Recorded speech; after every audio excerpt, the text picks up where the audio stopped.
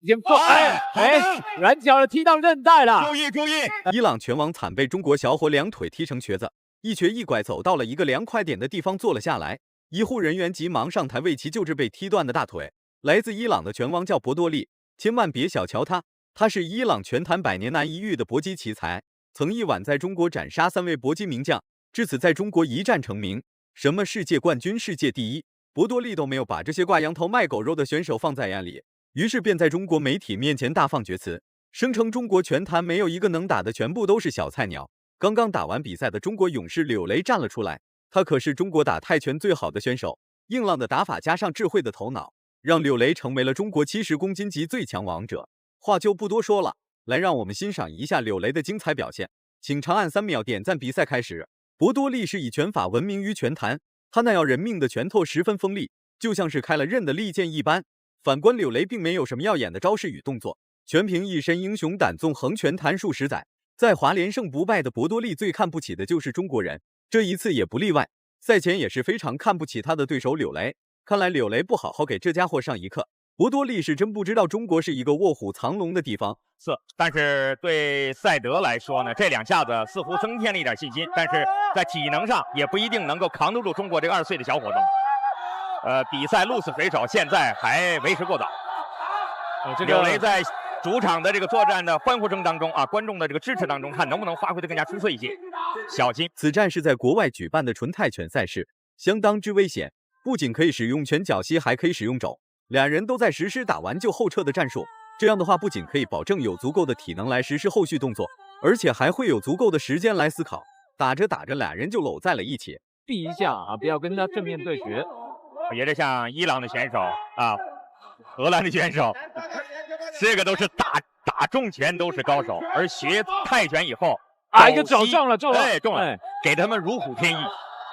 那就目前看起来，柳雷抗击打能力蛮够的，挨了这几下重拳重肘，但是都没有感觉啊。赛德的连续攻击反击能力超强啊！一旦柳雷第一波攻，柳雷的移动步伐没有停止过，一直都在猛压博多利那围坐动作。然而博多利的搂抱非常严谨，并没有让裁判看出来有任何猫腻。重新回到对峙的柳雷再次对博多利发起了猛攻，全程都在实施主动进攻，甚至连防守反击的都没有任何实施的迹象，内心只有一个想法，那就是用最短的时间把博多利 KO 掉。小心吃亏啊！一个带摔啊，自己先摔倒以后一个扑，把对方也带走。柳雷一定要小心啊，绝对不能给对方再出拳再出手连续攻击的机会了。好，柳雷也尝试用组合拳。对，那柳雷为什么到目前还没有倒？因为他下巴收得很紧，他都是用额头去顶到对方的拳。没有合适进攻机会的柳雷便会用腿法来干扰博多利，然而博多利可不甘愿被一直这么压制，时不时会对柳雷发起一波突击。不过这些动作并不会影响柳雷实施主动出击。面对博多利所实施的拳法进攻，柳雷依然会用重拳重腿回击过去。他把整个重心都压在前腿。现在柳雷不能够先用脚法移动一下吗？先避开他的风头。他不避啊，跑一跑啊。可能他们的空人，他们的教练叫他不能退啊，要跟对方拼，勇往直前。可能是教练下来只是注意，面部中太多拳了，又被绕到背后，这太危险了，太危险了。哎呀，又走。你看看，在这个回合里面，这个伊朗第2回合比赛开始了。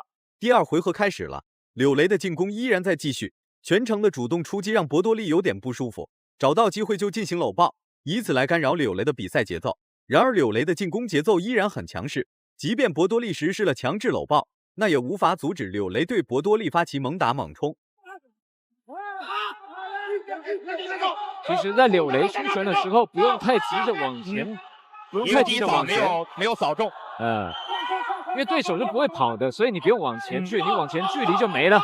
你的距离没了嘛。这后手拳没打中啊。对，你要在原地打。好，现在柳雷明显在用拳的方式来在第2回合当中表现出自己战斗意志。如果遇到很会跑的，你就要往前追；遇到不会跑的，你在原地。柳雷的猛打猛冲并没有让博多利感到畏惧。别看博多利所实施的进攻比较稀碎，但其中掺杂着砸肘和肘击这些十分危险的动作，柳雷稍有不慎就会被博多利当场打昏迷。然而柳雷依然会顶着博多利的进攻发起猛攻，不管博多利跑到哪里，柳雷都会紧跟其后给博多利施加压制力。对啊，这个就是他解决不了问题。刚才台下就是伊朗的教练，他解决不了问题。他发现中国这个选手柳雷，他不像任何他遇到这个泰国选手一样，也打不倒。你打不倒，还是有办法的啊。在第2回合的前半部分，我们来看到柳雷的拳击方式还占了一定的优势，对，化解了对方的攻击。现在一定要咬牙挺住。现在赛德呢要低扫的方式，又想放倒这个柳雷。好，柳雷的打法比较全面，拳脚进攻一并使用。然而博多利则是以拳法为中心，腿法为辅，以肘击为致命进攻招式。反观柳雷的前手打得一直都很不错，直接果断放弃了防守反击，将全部力量集中在一起，对博多利实施强势的主动出击，发到一点点防反，但是没有完全命中。是的，我们开始说了，赛德29岁，他的体能比起20岁小伙来说，肯定他还会吃亏，所以最后的胜负还是难料，我们还有时间。那如果是这样的话，其实柳雷的节奏要加快，要控制住，对，要再加快，然后要移动，让对手去追，浪费一点体能。拳手的进攻，这样引诱对手呢打空。每一次出拳呢打到无效的时候，可能就是化解对方。长时间的猛打猛冲让柳雷的体能损耗有点严重，不过柳雷的进攻依然在继续，看来是不想把比赛结果交给裁判来判定。然而博多利的打法也是非常有组织性，毕竟在中国打了那么多场比赛，击败了很多中国选手，对中国选手的基础打法还是颇有了解的。反观柳雷可不管了那么多，依然选择逼近博多利内围做动作，后拳又没打着。那现在从第2回合开始到第3回合，赛德的他的拳会比较没有力度了，反而制服了这个赛德的拳攻。但是他的直的肘要小心，他会滑进你的报价里面。这一肘打的又是打中了，很痛苦。对，这样的肘这样的肘打到了，不是鼻子断掉就是牙齿。今年啊，在泰国拳场上，他第3回合开始了，博多利就像是一个坦克一样，往那一杵一动不动。面对柳雷所发起的主动进攻，博多利依然能灵活应对。反观柳雷依然是拳脚并用，对博多利发起进攻。多次挨揍的博多利有点恼怒，果断把柳雷扔了出去。被对手反摔啊！对方像个坐地炮一样，没办法，对方力量大，身体重心太棒，带不倒他。这个时候场下的教练不断的告诉刘雷，接下来该怎么打，坚持自己的战术，一定要持之以恒。